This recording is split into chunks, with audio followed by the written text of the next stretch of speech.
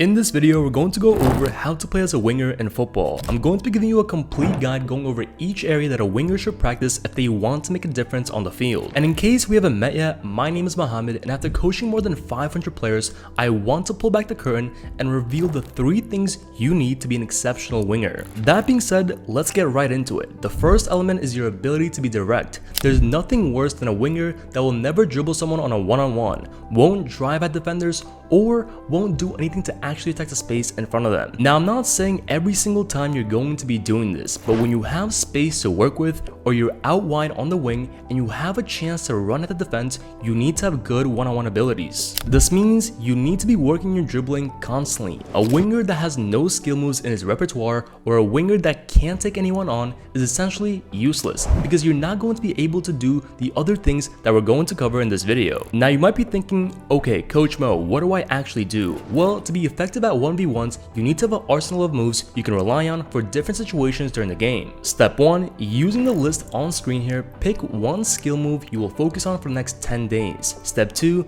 do the skill move 100 times every single day. You can do this at home or at the field. Step 3, do this for 10 days until you can literally perform the move with your eyes closed. Step 4, rinse and repeat this process until you have 3 skill moves you can always count on. Remember, you need to be able to pull this off during the actual game, so use the rule of 100 every day until it becomes unreasonable for you to mess it up during the game. That being said, this ability to be direct is something all wingers should be good at. You should be able to drive at defenders and put them on their back foot, put them under pressure and make them make mistakes. This is going to help your team by drawing defenders to you, creating space, and things of this nature. The next thing you really need to be working on is your crossing ability. There's nothing more frustrating than a winger who cannot cross effectively or consistently.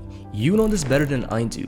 Nothing is more dangerous than a whipped in cross that troubles the defense or is put in the right spot, and so as long as you have a good striker that makes a good run and has good movement and can finish, your team's gonna score a lot of goals. A great example is David Beckham, who was amazing at this. Now, he wasn't the best at one-on-ones, but all he had to do was create a little bit of space and whip in a cross. And because his crossing ability was so good, you know it worked out more times than not. But if you're a winger whose crossing ability is poor, you really need to work on it and don't neglect this area, because there are going to be many opportunities and games where you need to whip in a cross to your teammate. Getting good at the skill makes you a much more dangerous player. So what do you actually do to improve your crossing? Well, once again, it comes down to the number of reps you're putting in.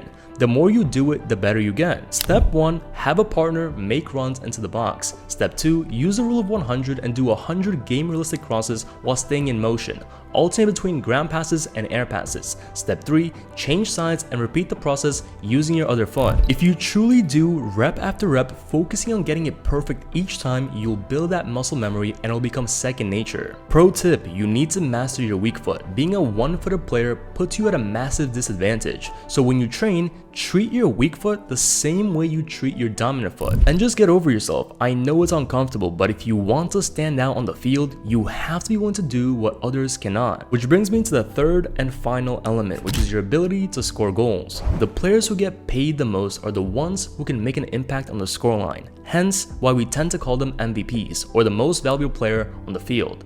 By having the confidence to take on players, cut inside, and score a goal is going to be the thing that separates you in front of coaches and scouts. Now, some players are naturally gifted with the ability to score goals, and this is a lie you've been told over and over again. And before going overseas to play football in Spain, I thought the same thing. But one of the main reasons some players find the back of the net more than others is because they develop muscle memory early on. And as the years pass, these players tend to play in attacking roles, allow them to truly master this craft during training. Think about it like this: if you have 2 identical players who both play in the same position and one player takes 100 shots every week on his own and the other player just shows up to training and games, who do you think will score more goals? Well, it's quite obvious. It's going to be player number 1. By the end of the year, this player would have taken 5,200 shots away from his team sessions. As the compounding begins, by the time year 3 comes around, they'll be a goal scoring machine simply because they've put in the reps to build the muscle memory. And that's when people will start to label this player as naturally gifted, but they haven't seen the work behind the scenes. The point is, if you want to be a goal scorer, you can follow the game plan below. Number 1,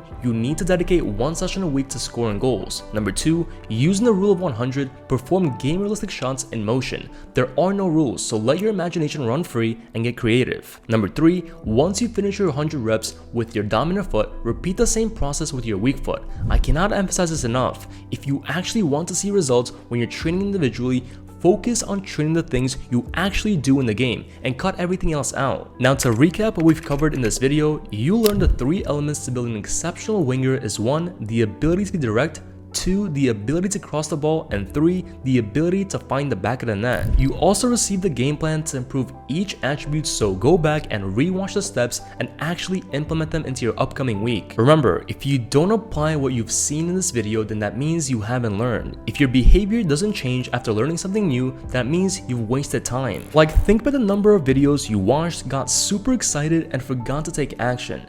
Don't let the cycle repeat itself. Break the cycle and spend the next 10 minutes planning out your next week. But if you want a full game plan to improve your technical, physical, mental, and tactical ability on the field, become a standout player, and get on track to signing for a pro academy, then you need to watch this video I made earlier this year. It'll break down the simple training I did to go from being an average 15-year-old playing on my high school team to moving halfway across the world to play European football in Spain. Plus, how it helped other footballers just like you become the best in their team, sign for pro academies, and receive call-ups to their national teams. You can click somewhere on the screen for the video, and I'll leave a link to the video in the description below so you can check it out. I hope you enjoyed that video as much as I enjoyed making it for you, and on that note, I'll see you there.